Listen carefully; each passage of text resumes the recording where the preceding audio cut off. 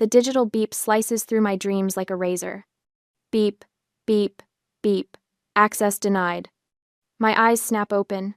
The red numbers on my bedside clock read 8:15 a.m. Saturday morning in Austin, and the sun slants through my blinds in dusty stripes. Beep, beep, beep. Access denied. The sound comes again, electronic and sharp.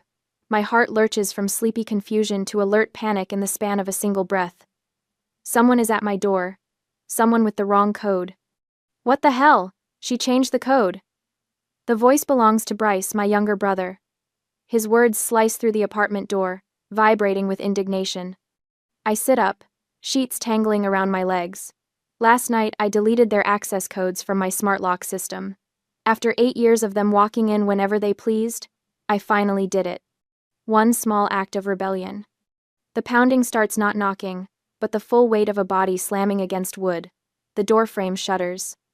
Emery, open this door. This is your brother's house. My mother's voice, shrill and commanding.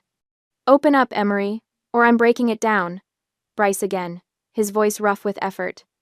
My hands shake as I reach for my phone on the nightstand. Without thinking, I press record on the video camera. Evidence. Protection. Something cold and certain settles in my stomach as I slide out of bed. The hardwood floor feels solid beneath my bare feet as I cross to the door. My heart thunders in my chest, but I force my breathing to slow. 1, 2, 3. The chain slides into place before I unlock the deadbolt. I open the door just wide enough to show my face, holding my phone up where they can see I'm recording. Bryce stumbles back mid-lunge, his shoulder still angled for another blow. Behind him stands Patricia, my mother, immaculate at this ungodly hour in pressed slacks and a blouse the color of butter. She clutches a thick manila folder in her manicured hands. My father hovers by the elevator, looking everywhere but at me. What are you doing? My voice emerges as barely more than a whisper. Patricia scoffs, brushing imaginary lint from her sleeve. Stop this nonsense. We're here to get the house ready. Bryce needs you to sign these papers. She brandishes the folder like a weapon. I stare at the three of them, and suddenly, I'm back at last night's dinner. My father's birthday celebration at Carmela's, his favorite steakhouse. The moment plays in my head with crystal clarity. Patricia raised her wine glass, the chandelier light catching it and creating a subtle shimmer. And to Bryce, who's finally getting the asset he deserves to start his business. The table had gone quiet. I'd looked up from my barely touched fillet. What asset? My mother laughed, a cold, tinkling sound like breaking glass. The condo, silly. You're just crashing here. It's always been for Bryce. Everyone laughed. My Uncle Ted, my cousin Mallory, even my father, whose birthday we were celebrating. They all laughed while I sat there, blood draining from my face, fork suspended midair. The condo I'd bought 8 years ago. The condo where every mortgage payment had come from my bank account. The condo that was supposed to be temporary until I saved enough for New York, for the master's program I'd given up when Dad lost his job. Now they stand at my door, expecting me to hand over my home. No. The word falls from my lips, small but firm. Bryce's face contorts. What do you mean, no? Something shifts inside me. The tremor in my hands stills. The tightness in my chest loosens just enough to let me breathe. I straighten my spine and meet his gaze. I mean, no, you can't come in, and this is not Bryce's house. I push the door closed and turn around. My desk sits 10 feet away, bottom drawer slightly ajar from last night's frantic search. I grab the stack of papers I'd pulled out after the dinner after I realized what they were planning. When I face the door again, I hold them up. The deed, the mortgage statements, 8 years of payments from my account, all bearing one name, Emery Nash. This, I say, my voice shaking but clear, is my house. The shock on their faces would be comical if it weren't so terrible. My mother's perfectly lined lips part in outrage. Bryce's face flushes crimson. My father finally looks at me, his expression unreadable. For one suspended moment, we all stand frozen in tableau. Then I slam the door shut. The deadbolt slides home with a satisfying click, followed by the electronic lock's beep and announcement that I am safe. On the other side, the screaming begins. My mother's voice rises to a pitch I've never heard before. Bryce pounds on the door, each impact shaking the frame. My father's lower tones rumble between them, trying to quiet them down. I lean my back against the door, phone still recording as I slide to the floor. My legs won't hold me anymore. The papers scatter around me like fallen leaves. Outside, my family continues their assault, but in here in my home, I'm finally standing my ground. I slide to the floor, back pressed against the door, legs splayed awkwardly across the hardwood. The screaming continues outside, my mother's voice reaching that particular pitch she saves for when she's not getting her way. My phone still records, capturing the muffled chaos, but my fingers have gone numb. I can't feel them anymore. The first sob catches me by surprise. It punches up from somewhere deep in my stomach, clawing past my throat with such force my whole body jerks forward. Then another follows, and another. Soon I'm gasping, struggling to pull air into lungs that feel too small, too tight. Have you ever had that moment? When someone you trusted since birth, someone whose voice taught you words, whose hands steadied your first steps, reveals they've been plotting against you all along? I curl forward, forehead pressed against my knees, and let 8 years of sacrifice pour out of me. 8 years of mortgage payments. 8 years of staying in Austin instead of pursuing my master's in New York. 8 years of believing I wasn't good enough yet, that I needed to save more, prepare more, be more. All while they planned to take the one thing I'd managed to build. An hour passes before the hall goes quiet. My legs cramp as I push myself up, wiping tear-streaked mascara from my cheeks. Coffee. I need coffee. The mundane act of measuring grounds and pouring water gives my hands something to do besides shake. My phone buzzes on the counter. An email notification. First National Bank. Subject line. Your HELOC application. Appraisal confirmation. The mug slips from my hand, clattering against the countertop but miraculously not breaking. I grab my phone, scanning the message with growing horror. Dear Miss Nash, this email is to confirm your appointment with our appraiser, Mr. Fields, for this coming Monday at 10 a.m. HELOC, home equity line of credit. A loan against my house. A loan I never applied for. My stomach drops through the floor. With clumsy fingers, I navigate to my credit monitoring app, the one I'd signed up for after college when my student loans kicked in. I scroll through recent activity, heart pounding in my ears. There it is. A hard inquiry from First National Bank. Dated 1 week ago. The coffee machine beeps, but I don't move. My mind races, piecing things together with sickening clarity. They hadn't just claimed my condo was for Bryce at dinner. They'd already acted on it. They'd used my social security number, my date of birth, my personal information. The manila folder Patricia was clutching, it wasn't an application. It was the final paperwork they needed me to sign. I brace myself against the counter, suddenly dizzy. My mother. The only person who would know my social security number from when she helped me fill out college financial aid forms. Patricia, who still had copies of my birth certificate, just in case. The mastermind behind this whole scheme. And Bryce, the one who stood to gain. The one willing to use his shoulder to break down my door this morning. My tears dry up. The trembling in my hands stops. The crushing weight in my chest transforms into something cold and hard and certain. This wasn't just a family dispute over property. This was identity theft. This was fraud. This was a crime. My phone chimes with a text message. Ethan, my upstairs neighbor. We're not close, just the occasional nod in the elevator or casual chat by the mailboxes. Hey, heard the commotion. Sounded awful. Just letting you know I'm here if you need a witness or anything. I stare at his message, oddly touched by this small act of normal human decency. How sad that it stands out so starkly against my family's behavior. Thank you, Ethan. I might. I set down the phone and open my laptop. The bank's website loads, and I click the link for reporting fraud. The customer service number appears on screen, and I punch it into my phone with steady fingers. Fraud department. This is Karen speaking. How may I help you? My name is Emery Nash. My voice sounds strange to my own ears. Flat, mechanical, like it belongs to someone else. I've just been notified of a HELOC application I did not make. You have an appraisal scheduled for Monday. I am reporting this as identity theft. Cancel the application. Cancel the appraisal. I'm so sorry to hear that, Miss Nash. Can you verify the last 4 digits of your social security number? I recite the numbers, then my birth date and address when prompted.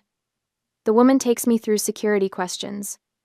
Mother's maiden name, first pet, elementary school. The very information Patricia had used against me. I see the application here, Miss Nash.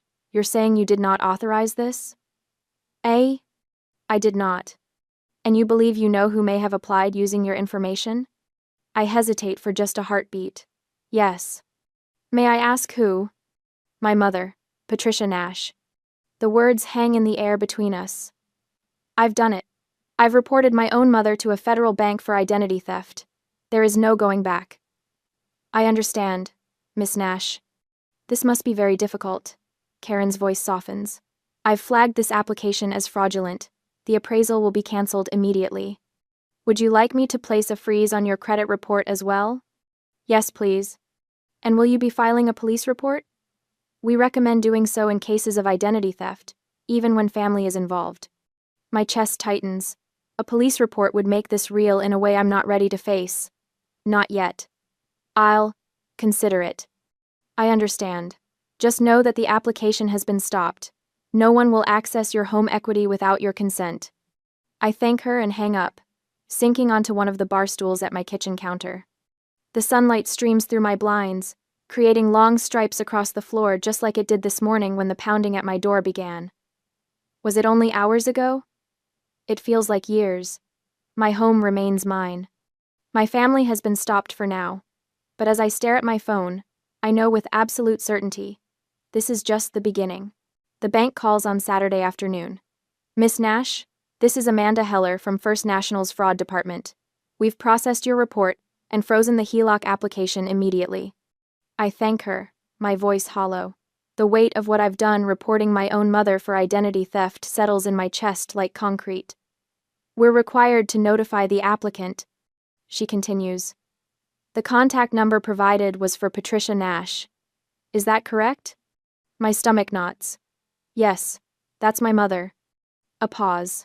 I understand. Given the situation, would you like us to note a potential harassment concern on your file? I hadn't thought that far ahead. Yes, I whisper. Please do. After hanging up, I sit motionless at my kitchen counter, waiting for the explosion. My phone remains mercifully silent all afternoon. By evening, I've convinced myself they've finally accepted defeat. I'm wrong. Sunday dawns with a pounding at my door, so violent it rattles the framed photographs on my hallway wall. The sound jolts me from sleep, adrenaline flooding my system. Emery! Patricia's voice pierces through the wood. Not the controlled, butter-smooth tone she uses in public, but something sharp-edged and desperate. Emery, open this door right now. I pull on my robe and approach cautiously, keeping the chain latched as I crack the door. Patricia stands alone, her blonde hair perfect despite the early hour. She clutches a leather portfolio to her chest, knuckles white. The appraiser is coming tomorrow morning, she says, words rushing out. Bryce needs you to sign these papers right now. Her lie lands between us. She doesn't know I've already canceled the appraisal. There is no appraisal, Mom. My voice emerges calmer than I expect. I canceled it when I reported your fraud. The color drains from her face. For 3 heartbeats, the hallway falls silent enough to hear the hum of the elevator down the corridor. Then her features contort. You did what? The shriek rips from her throat. Do you have any idea what you've done? You've destroyed everything. An elderly couple walking to the elevator quickens their pace, exchanging uncomfortable glances. Mrs. Delgado can hear you, I say quietly, nodding toward my neighbor's door. I don't care who hears me. Patricia slams her palm against the doorframe. This is unbelievable. You're a woman, Emery. You'll get married and move away eventually. Stop being selfish and holding on to something your brother needs to build his career. The words should hurt. They've always hurt before. But something has shifted inside me, like a lock finally clicking into place.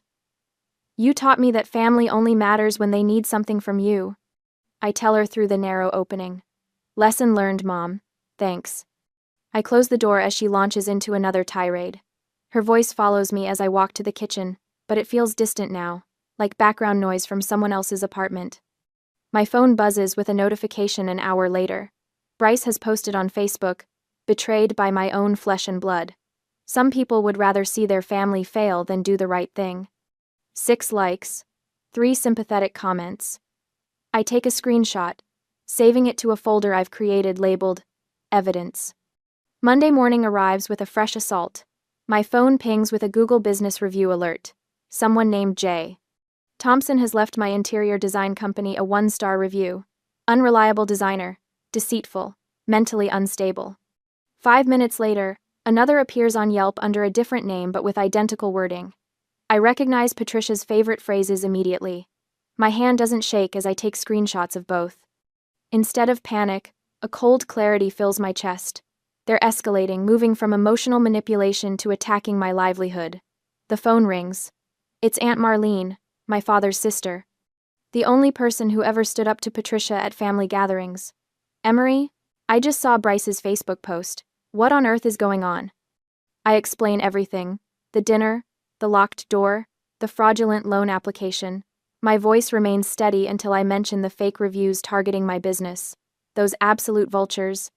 Marlene hisses. Honey, this isn't a family squabble anymore. This is criminal.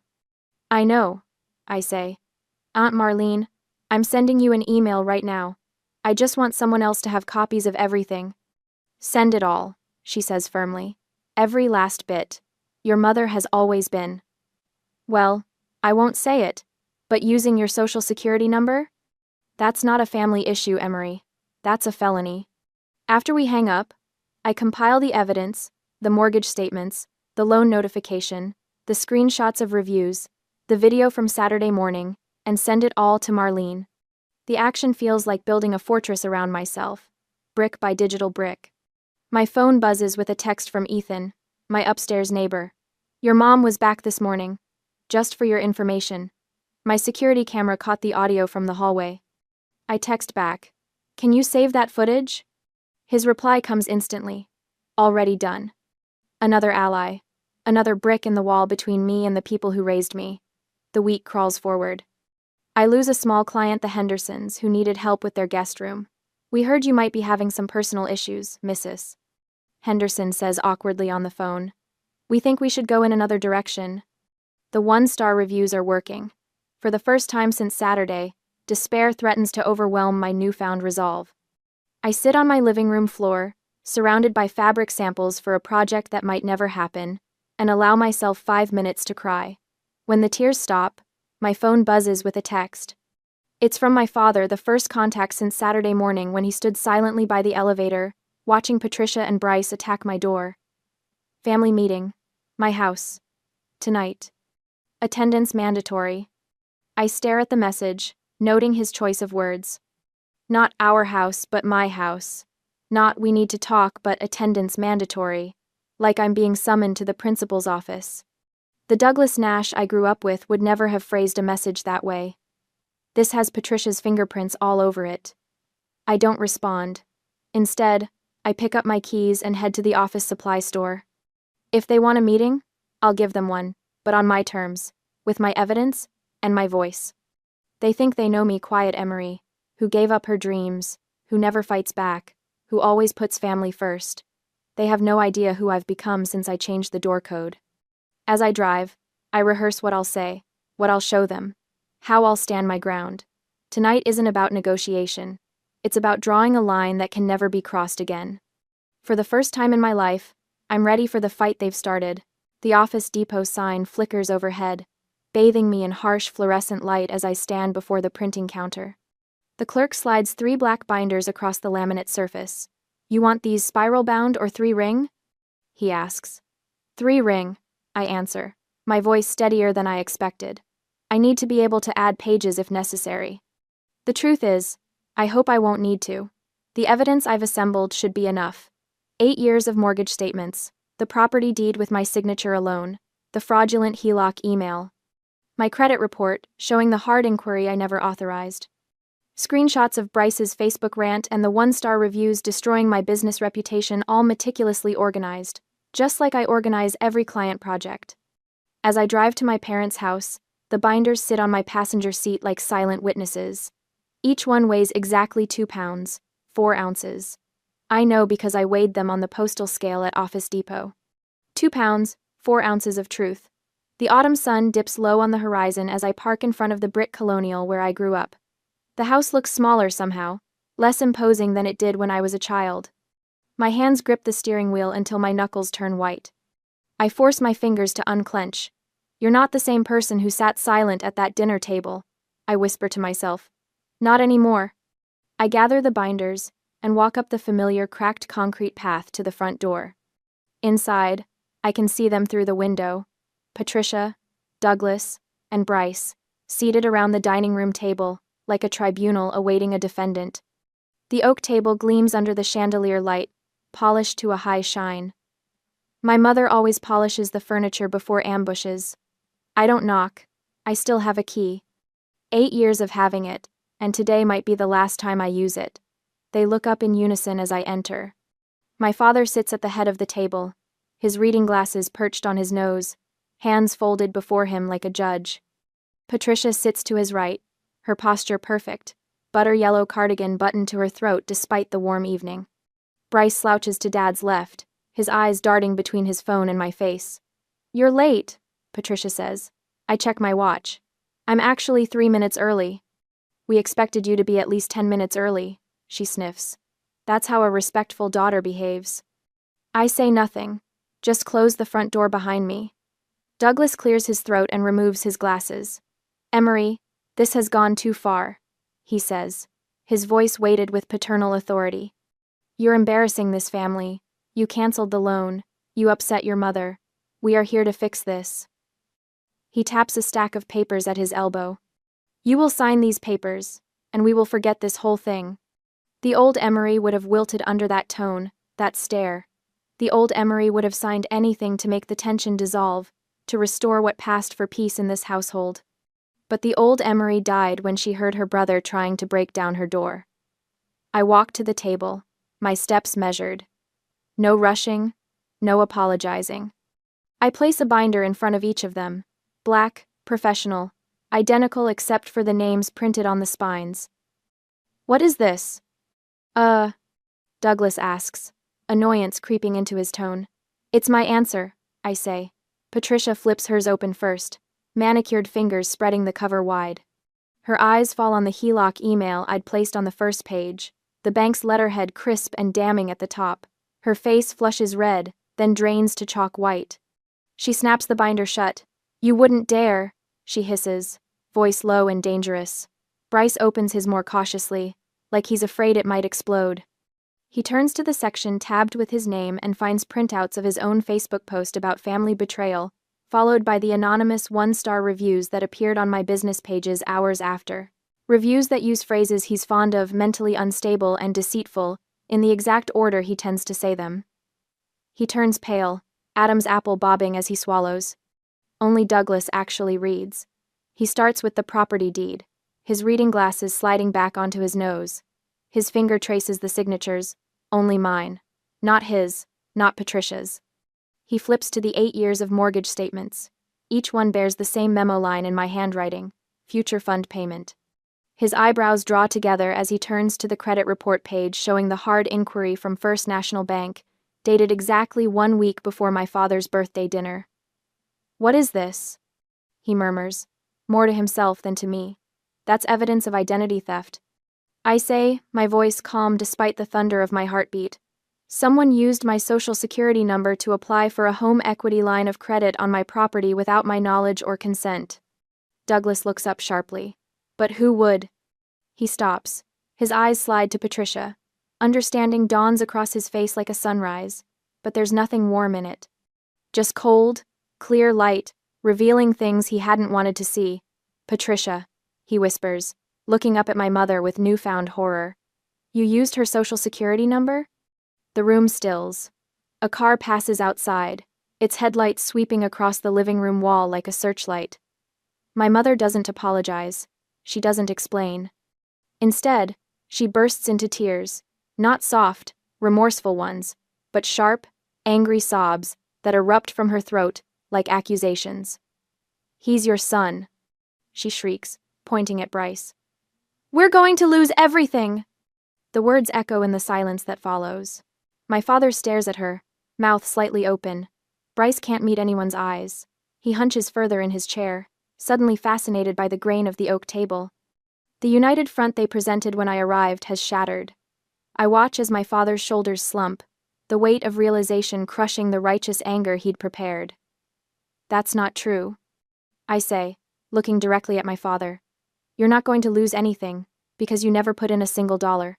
I'm the one who lost. I lost my $20,000 future fund for New York. I lost my spot in the master's program. I lost 8 years of my life believing I wasn't good enough, all while I was paying your bills. Douglas flinches. The truth lands like a physical blow. I'm not here to negotiate, I continue. I'm here to inform you. Bryce shifts in his seat, mouth opening to interrupt. I silence him with a look. I stand taller, drawing strength from the cold clarity that has replaced my fear. The HELOC is dead. The bank has flagged your phone number. Aunt Marlene has a copy of this binder. So does my neighbor Ethan, who has video of you harassing me at my door. If one more one-star review appears, if any of you text me, email me, or come within 100 feet of my home, I'm filing a police report for identity theft and harassment. Patricia's face contorts. You ungrateful little... My mother's mascara runs in black rivulets down her cheeks. My brother's knuckles turn white as he grips the edge of the table. My father just looks lost. A man waking up to find the script he'd been reading from was written by someone else. Patricia looks to Douglas, expecting him to take control as he always has, to bring me back in line. But my father just stares at the binder, at the evidence of what they've done. We're done, I say. I don't wait for a response. I turn and walk to the door, my back straight, my steps unhurried. Behind me, I hear my mother's voice, high and desperate. Douglas, tell her she has to. My father says nothing. The door closes behind me with a soft click, far gentler than the slam I'd imagined in all my rehearsals. Outside, the evening air smells of cut grass and distant rain. I breathe it in deeply, filling my lungs, and for the first time in 8 years, the tightness in my chest begins to ease. I leave the binders the proof of their betrayal on the table and drive away from the smoking ruins of their plan. I don't look back. 3 months later, I'm sitting motionless at my desk. The only thing moving is the blinking cursor on the screen. My Google business page, the one I spent 8 years building, now displays a glaring, sickening number: 1.5 stars. A perfect nosedive. From 4.9 stars and 80 positive reviews down to this. I scroll. Unreliable, unprofessional, mentally unstable, cancelled at the last minute. Every comment, whether anonymous or from a fake name, echoes my mother's tone and Bryce's spite. They were carefully crafted, not like amateur complaints, but like a deliberate takedown campaign. I fought them. God, how I fought. I sent Google and Yelp copies of the bank report, the video from my phone, even screenshots of Bryce's texts. I wrote professional explanations. This is part of a personal smear campaign.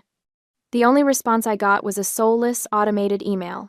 We have reviewed your complaint and found these reviews do not violate our community policy. My phone rings on the desk, the sound making me jump. I've learned to hate that sound. I glance at it. Martin Lowell, Austin Modern. My heart sinks. This is it, the final blow. Martin is my biggest client. I take a breath, trying to keep my voice steady. This is Emery. Emery? Hi. Martin Lowell. His voice is too kind. That's always a bad sign. Listen, I'll be direct. We're going to have to pause the design contract for the South Congress project. I close my eyes. I understand, I say, the words feeling like ash. He sighs. It's not me, Emery. Your work is excellent. But the board. They saw the reviews. They see words like unstable, and they think lawsuit. Our investors are nervous. I understand. I repeat. What else can I say? That my mother did it. It sounds crazier than the reviews. I'm really sorry, Emery. Thanks for calling me, Martin. I hang up. The condo is silent. That's the third contract canceled this month. The one that was keeping my lights on. My mind drifts across town. I know what I'd find if I drove past the storefront Bryce had leased. A big, red, for lease sign hanging in the window. The grand opening banner he'd boasted about never having made it past the planning stage. His company, the one entirely dependent on that fraudulent loan, had collapsed before it even began. I'd called the bank. I'd canceled the appraisal. I'd reported the identity theft. I had won. But it's a small, hollow comfort, considering my career might soon follow his. I close my laptop. I walk to the window, looking out at the glittering Austin skyline. 8 years. I gave up New York for this view. I fought my own family to keep it. And now I have it, but I'm losing the career that pays for it. Sometimes winning feels an awful lot like losing. A hot tear of anger, not sadness, but pure, raw injustice slides down my cheek. I wipe it away, not gently, but angrily. No. I say the word out loud in the empty room. No, she doesn't win. He doesn't win. I look at my hands, the hands that sketched hundreds of designs, the hands that chose every fabric, every piece of stone. They're still here. They're still capable. I built this business from scratch, with nothing but talent, $20,000, and blind determination. I've lost my reputation, but the talent is still here. I can rebuild it. One client at a time, if I have to. I walk back to my desk and open my laptop again. I ignore the Google business page. I open my design software. I open the project file I'd been working on tirelessly for weeks, my submission for the city's Young Entrepreneur Program. The reviews could hurt me, but they couldn't stop my work. At least this time, I'm standing on ground that's truly mine. 5 months since I firmly claimed this house as my own. Sunshine streams through freshly washed windows, painting golden rectangles across my living room floor. The space breathes differently now. Potted herbs line the kitchen windowsill. Basil, mint, and rosemary, releasing their fragrance when my fingers brush against them. The snake plant beside my drafting table has sprouted 3 new shoots since January. Green things growing, small promises kept. My phone pings. An email from the City of Austin's Young Entrepreneur Program, the one I applied for in February when business was still a skeletal version of itself. Congratulations, Miss Nash. We are pleased to inform you that your application has been accepted. I read it twice, then a third time, just to make sure the words don't rearrange themselves.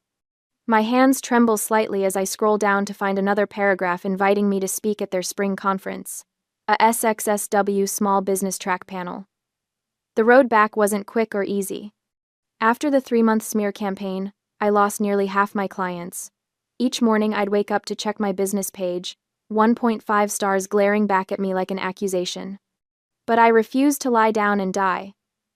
My business is under a personal smear campaign. I told every potential client who contacted me, laying the truth bare like tiles on a floor. Please judge me on my work. Some walked away. The ones who stayed, they saw my portfolio and decided it spoke louder than anonymous internet vitriol. I grab my coffee and step onto my small balcony. The April air carries the scent of someone's barbecue and freshly cut grass. A cardinal lands on the railing, considers me with a sideways glance, then flits away toward the oak trees lining the property. The elevator dings down the hall. I turn and catch Ethan retrieving his mail from the cluster of boxes near the lobby entrance. He glances up, notices me, and pauses. Unlike 6 months ago, there's no nervous hesitation, no pity in his eyes. "Saw, you're speaking at the SXSW Small Business Track," he says, folding a magazine under his arm. "That's big time. Congrats, Emery." No lemon tarts as peace offerings. No awkward attempts at rescue. Just simple acknowledgement between neighbors. "Thanks," I say, meaning it. Later that week, I stand at the edge of the conference stage, waiting for my introduction. My heart hammers against my ribs, but it's the clean fear of anticipation, not the dirty panic of those Saturday mornings when pounding at my door sent me into spirals of dread. The moderator's voice rings out. "Please welcome Austin-based interior designer and entrepreneur, Emery Nash." I step into the spotlight, my burgundy blazer a splash of color against the stage backdrop. The microphone feels solid in my hand as I begin to speak. The woman at this podium bears little resemblance to the silent girl who once sat at birthday dinners, forks suspended, while everyone laughed at her expense. When I finish, the applause washes over me, warm and validating. I step down from the platform, scrolling through my notes when I spot them. 2 familiar figures standing near the exit. My parents look smaller somehow. Dad's shoulders slope beneath his sport coat. Mom's hair is different, less severe. They approach hesitantly, like people who've forgotten how to navigate familiar terrain. "You did good, kid," Douglas says quietly, the nickname from my childhood landing awkwardly between us. Patricia's eyes search mine. Really search. Instead of just skimming past to find what she wants. Can we start over? Her voice lacks its usual cutting edge. Something shifts inside me. Not forgiveness exactly, but perhaps the soil where it might eventually grow. Maybe. I tell them, my voice steady, when starting over isn't just about you losing control of me. I smile politely, turn, and walk away to join a group of my peers who are waving me over to their table. Behind me, my parents stand alone. Freedom isn't when they stop pulling you down. It's when you stop letting them.